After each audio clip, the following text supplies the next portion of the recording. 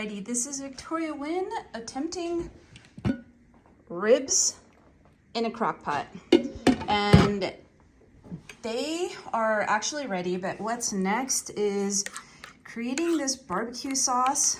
It calls for a plum preserves or some such thing that was not at the store.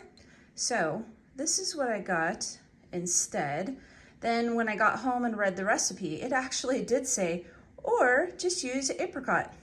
You know, sometimes I think it would help if I read more thoroughly before I went to the store.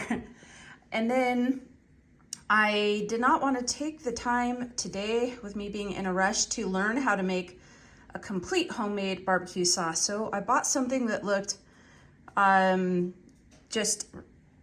let's see, pure, good ingredients, concocted by Rufus, it says.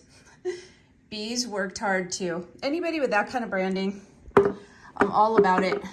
And then it says to add ketchup. I have some kind of organic ketchup that I kind of want to taste it before the ketchup.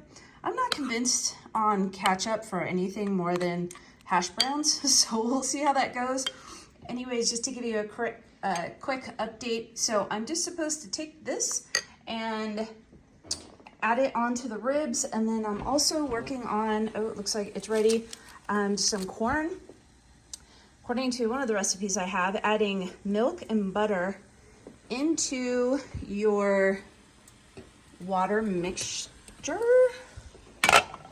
is supposed to be really great. So there's that, and I'll add the butter. I've got my helper just here to help pick up anything that I might have dropped. All right, guys, Olivia. This recipe and my journey and blog, check out victoriawynn.com. Also check out wynnmodernart.com, the art of eating healthy. And I sell art supplies over there. And there you have it. Okay, we're gonna figure this out. Love you guys. Biscuit loves you too.